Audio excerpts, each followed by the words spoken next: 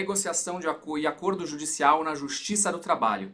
Nessa mesa nós temos o Dr. Canindé Maia, conselheiro federal da OAB-RN, Cálio Gameleira, vice-presidente da ANATRA de Mossoró e região Oeste, e Dr. Antônio Fabrício Gonçalves, conselheiro federal da OAB Minas Gerais, ex-presidente da ABRAT e ex-presidente da OAB Minas Gerais. Lembrando que esse evento acontece por meio da ESAT Rio Grande do Norte, Escola da Advocacia Trabalhista do Rio Grande do Norte, que promove este grande encontro jurídico em ambiente digital, aí debatendo a nova realidade da advocacia trabalhista. Bom, vamos à sala, todos aqui presentes. Passo a palavra ao presidente da mesa aqui, o Dr. Canindé Maia. Sejam bem-vindos, uma boa tarde. Boa tarde a todos. Estão me ouvindo bem? Perfeitamente. Gostaria de saudar Afonso pelo magnífico trabalho, né, de transmissão. Saudar e agradecer ao presidente Gleidson Soares, né, pelo convite. Nada mais adequado do que no Dia do Advogado Trabalhista termos esse evento que vai se espraiando aí pelo nosso Brasil, né, um evento nacional. Agradecer aos meus presidentes, Felipe Santa Cruz e Aldo Medeiros, que participaram da abertura, e um abraço ao meu conselheiro federal, Rafael Lara, né, que participou no painel 5. Né? Negociação e acordo judicial na Justiça do Trabalho, nós vamos ter o professor Antônio Fabrício, né, que é advogado, conselheiro federal, meu amigo, meu companheiro de bancada, o homem que sempre chega junto comigo antes de abrir a sessão, né, colega Fabrício? Ele que foi presidente da OAB de Minas Gerais, foi presidente da ABRAT, é mestre em Direito do Trabalho. O currículo é longo, eu vou aqui resumir para a gente poder ter o prazer de ouvi-los, né? Vou ter como mediador o doutor Cálio Gameleira, que é advogado, especialista em Direito do Processo Tributário e do Processo do Trabalho, e também ex-presidente da OAB Mossoró. Como eu e Fabrício e Cálio somos homens de seguir horários, eu já vou determinar. Para o nosso expositor, nós temos 18 minutos, e para o nosso debatedor e mediador, vamos deixar 10 minutos. Com a palavra, o doutor Fabrício. Boa tarde a todas e todos. O tema requer muita reflexão, é longo, mas eu não posso deixar de usar alguns minutos para cumprimentar o doutor Afonso Paciléu pelo trabalho e pela excelência desse trabalho, e o presidente dessa, vou chamar de mesa virtual, viu, doutor Canindé? Já que a gente tem necessidade de nominar as coisas e agora nos tirar o físico, né? Ficou o ambiente eletrônico, então eu quero cumprimentar e dizer que o doutor Canindé não cumpre um horário, ele chega todos antes, cumpre todos com antecedência, nenhum ele deixa para cumprir na hora, e é um colega que a gente admira muito. Quero cumprimentar o presidente Gleidson e, na pessoa dele, cumprimentar todos os advogados trabalhistas do Brasil, hoje, pela feliz ideia, um homem da cidade de Espírito Santo, aí no Rio Grande do Norte, ex-presidente da subseção de Goianinha, que eu tive a oportunidade de conhecer. Eu quero cumprimentar o doutor Cálio, que vai ser o profissional que vai dividir comigo essa mesa virtual. Olha, o tema que foi dado foi a questão dos acordos, da negociação e dos acordos judiciais. Acredito que a gente poderia ficar aqui pelo menos 3 horas, sem cansar ninguém, discutindo esse assunto. Por quê? Primeiro, por causa da gênese da Justiça do Trabalho. A Justiça do Trabalho nasce das chamadas comissões de conciliação, nos anos 20 em São Paulo. Depois, essas comissões vão saindo do âmbito estadual e vão dar corpo ao que seria a Justiça do Trabalho. A Justiça do Trabalho, em primeiro grau, hoje tem varas do trabalho, mas até 1999 chamava Juntas de Conciliação e Julgamento. E não era incomum de chegar nas juntas de conciliação e ter uma placa escrita assim: essa junta é muito mais de conciliação que de julgamento. E existia também, até 99, que durou pela entrada em vigor da emenda e respeito aos direitos adquiridos, a presença dos juízes classistas que trabalhavam fortemente pelos acordos, às vezes atrapalhando os advogados e as partes. Com o afã de fazer os acordos, eles às vezes, atravessavam uma discussão jurídica mais profunda, uma tentativa do advogado de se comunicar com o juiz togado. Aqueles mais novos que não tiveram oportunidade, nós tínhamos a junta, porque eram 3, e era um colegiado em primeiro grau, em que havia um juiz togado, concursado, e 2 juízes classistas, representantes profissionais, com mandatos de 3 anos, podendo ser renovado por mais 3, e podendo aposentar ao final do segundo mandato.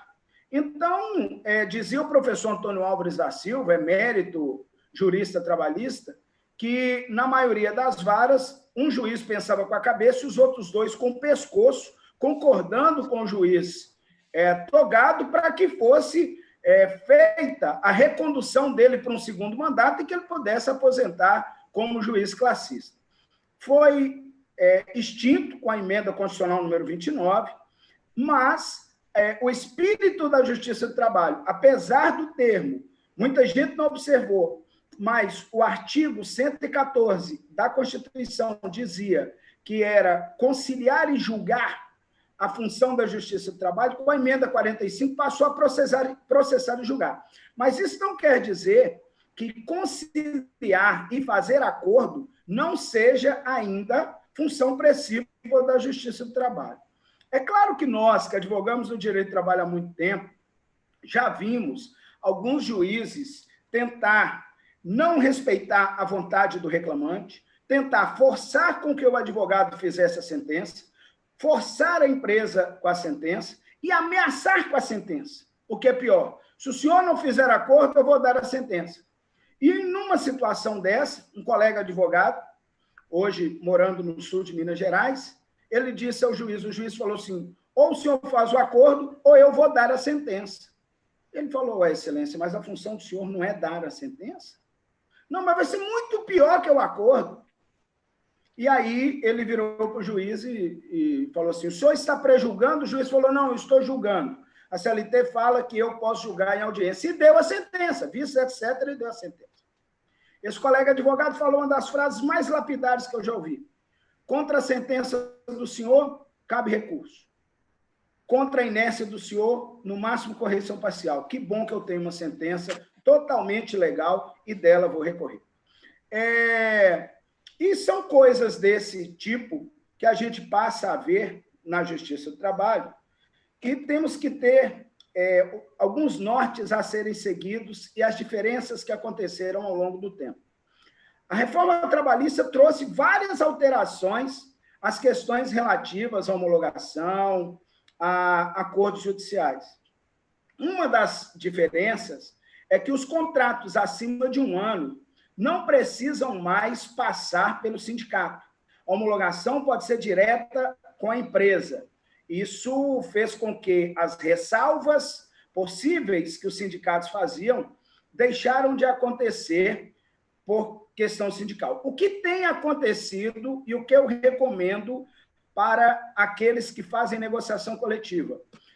Esta previsão legal passou a ser motivo de negociação coletiva e alguns sindicatos, inclusive sindicatos de professores estaduais, estão adotando, não vi ainda 1 ano, mas 2 anos, a partir de 2 anos de contrato, a convenção coletiva, ela prevê que o professor possa passar pelo sindicato, caso queira, para homologação. Então, o que era previsão legal passa agora a ser previsão de acordo e convenção coletiva, quando negociado nesse sentido. Outra alteração, e essa alteração foi profunda, mas não é uma novidade na legislação brasileira, que é a questão do zeramento anual dos créditos. A cada 1 ano, faz-se um levantamento de quanto que é as verbas rescisórias e passe um acordo. Isso já existia no artigo 233 do Ato Constitucional das Disposições Transitórias, no caso do rural. Só que isso entrou em desuso e depois veio a emenda constitucional número 28, que igualou o trabalhador rural ao trabalhador urbano em sentido de prescrição, e aí não se utilizou mais esse acordo de cada vez por ano ter um zeramento e eficácia liberatória de cada ano de trabalho. Isso nós sabemos que, como nós temos em relações de trabalho uma possibilidade do poder empregatício ser muito forte, o empregado, muitas vezes, mesmo sem querer, pode fazer esse acordo anual, porque ou faz o acordo anual ou perde o emprego. E isso, esse acordo anual sendo utilizado e sendo considerado legal, é o começo do fim da Justiça do Trabalho. Porque se eu zero todo mês, inclusive danos morais, tudo que eu puder zerar, vai seguir para frente. Outra mudança significativa é uma ilegalidade que existia até a reforma trabalhista, que passou a legalidade, que é a possibilidade do acordo para dispensa, o chamado me manda embora, que não tinha previsão na legislação brasileira, mas passou a ter agora, claro que com diminuição do valor do aviso prévio e do valor da multa, mas o empregado, o que era fraude virou lei. Então, tem um texto do ministro Zé Roberto Freire Pimenta sobre justiça do trabalho como órgão homologador, dizendo que a Justiça do Trabalho não servia como órgão homologador antes da reforma, a Justiça do Trabalho, com a possibilidade de acordo extrajudicial, com a possibilidade do me manda embora, o que era, e nós vimos muitas chamadas lides simuladas, que era o empregador quer mandar o empregado embora, o empregado quer ir embora, o empregador quer que ele vá, mas não mandava embora por causa do custo da dispensa. Então, o empregador negociava com o empregado e ele devolvia a multa dos 40% do fundo de garantia. Hoje, não precisa mais fazer isso, porque a legislação trouxe essa possibilidade. Então, há uma expansão pós-pandemia do artigo 484 da CLT, né, desses acordos, e é uma contradição, porque a Justiça do Trabalho, que estava em queda, e o estado que mais sofreu em número de diminuição de processos foi o Rio Grande do Norte, em dados do CNJ. Nenhum estado teve uma diminuição tão grande quanto a diminuição dos processos distribuídos quanto o Rio Grande do Norte. Em contrassenso, a Justiça do Trabalho pós-pandemia passa a ter um respeito muito maior e uma procura muito maior. Os advogados trabalhistas passaram a ser ouvidos, porque as relações empregado-empregador agora têm medidas provisórias que falam de suspensão de contrato de trabalho, e aí tem que ouvir o advogado trabalhista. Eu vi esses dias, por exemplo, um advogado fazendo uma diferença numa empresa gigante. A empresa reduziria o salário dos empregados em 20%, num acordo individual, e sem a presença do sindicato. Depois nós vamos falar um pouquinho disso. E aí, ele ia diminuir 20%, o advogado, ele foi consultar um advogado, o advogado falou, olha, se o senhor reduzir 25%, há uma complementação salarial prevista na legislação. Seus empregados vão ter menos redução e vão ter uma compensação.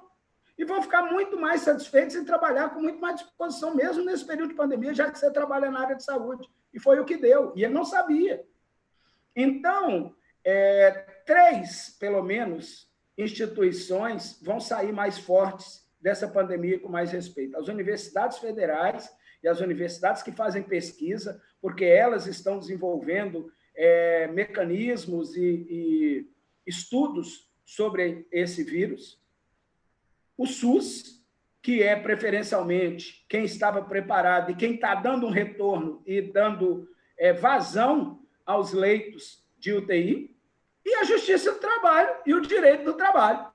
São 3 entidades e instituições que vão sair, as pessoas vão pensar mais em falar mal depois dessa pandemia, porque estão precisando da Justiça do Trabalho, precisando do Direito do Trabalho, precisando de saber como que será a aplicação dessas medidas provisórias. E aí vem, mas como ficam os acordos se eu não estou recebendo nada, se eu não tenho nada lá para ter de crédito?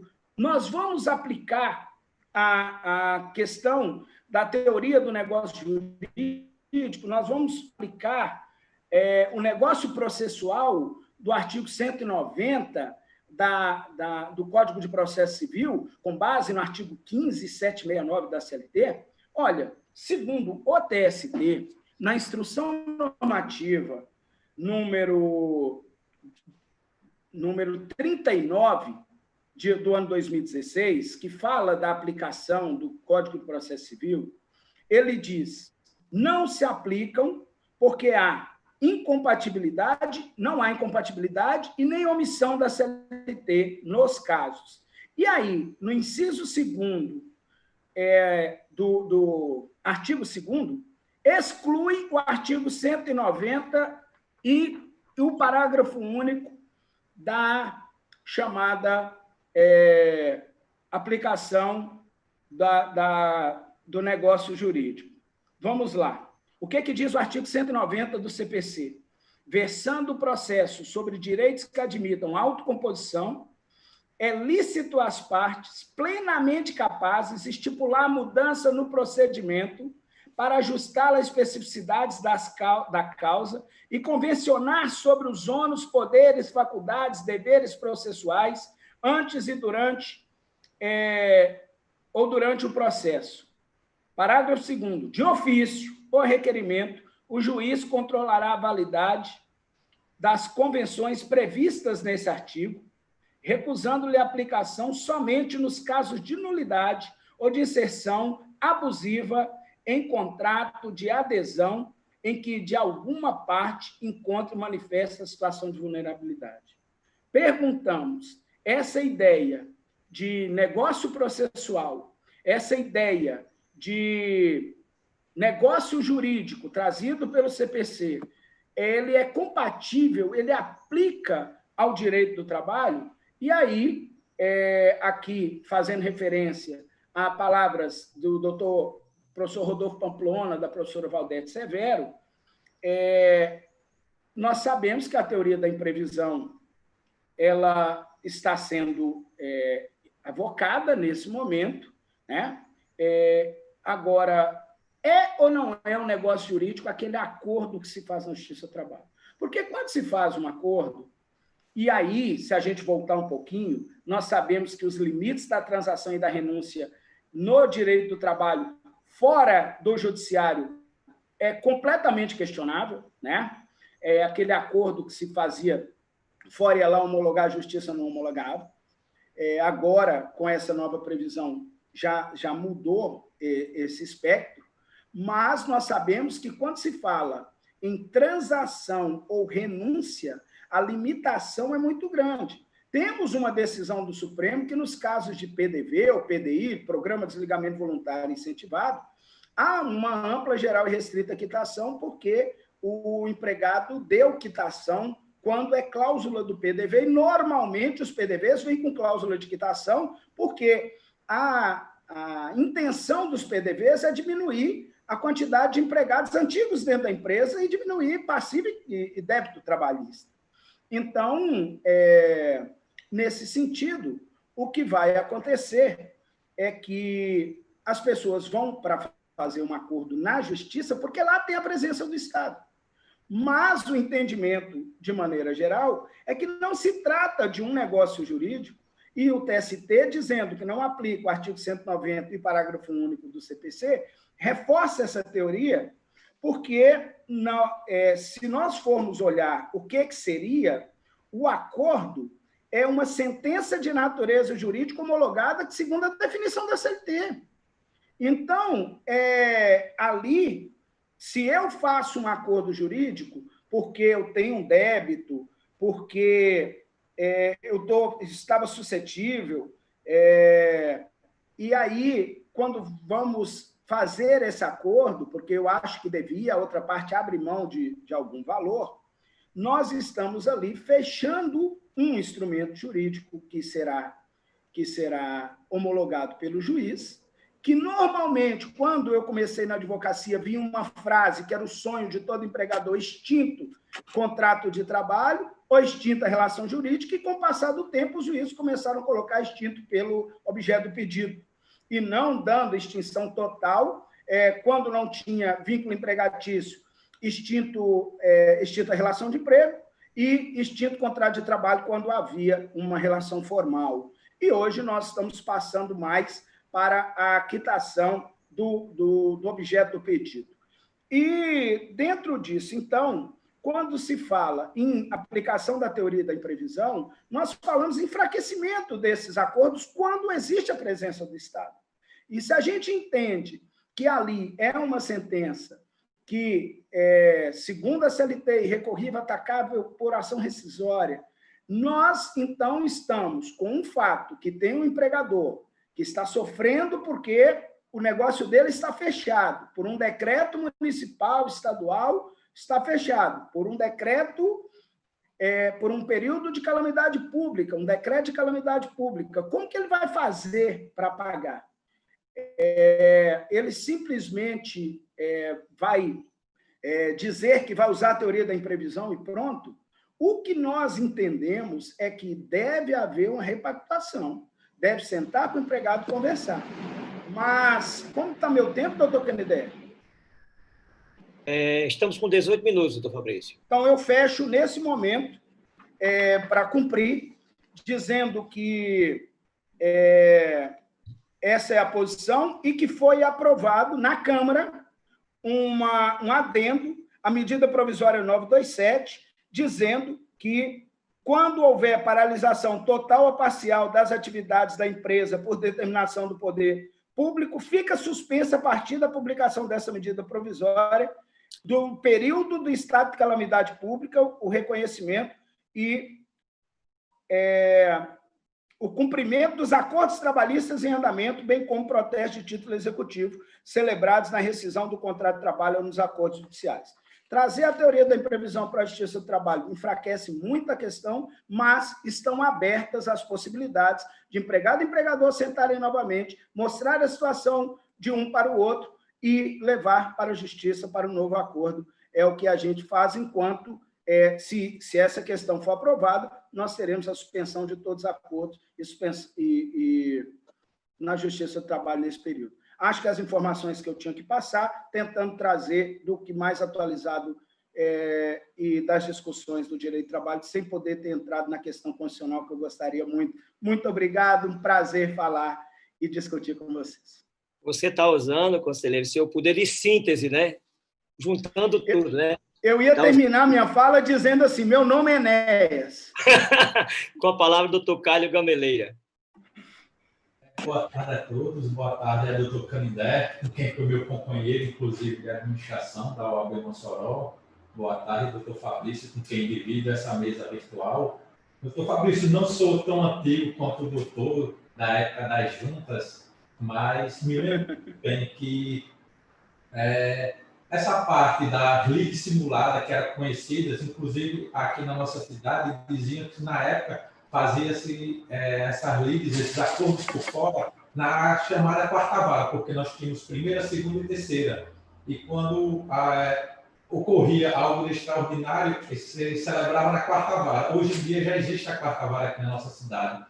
Mas foi evoluindo, as pessoas foram vendo que realmente tem que ter a lealdade, a boa-fé, os advogados cooperando com a justiça.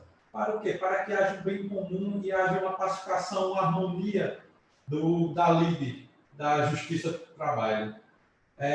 Presumir também que todo acordo celebrado entre empregador e empregado seria algo de má-fé. É assim, muitos juízes dizem, não vou homologar o acordo. Seria realmente isso muito bom? Porque o empregado está perdendo, o patrão está ganhando muito. Já aconteceu casos aqui que a pessoa disse, doutor, mas eu estou satisfeito com isso. Inclusive, eu tenho uma dívida de gratidão para com o meu empregador. Eu sei que ele não me pagou, mas tenho uma dívida de gratidão. Atualmente, nessa modernização nossa, você pode fazer, com advogados distintos, fazer patrão e empregado, ajuizar o pedido de homologação de acordo. E o que nós estamos vendo, Brasil afora, é o que muitos juízes se negando, inclusive preenchendo os requisitos previstos na CLT, na reforma trabalhista, juízes se negando a homologar o acordo.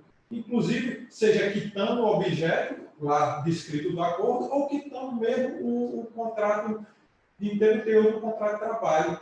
Assim, eu na minha sincera opinião, eu não vejo nenhum óbice de haver a colocação por juízes que estão no contrato de trabalho como um todo, já que empregador e empregado estão assistidos por seus devidos advogados.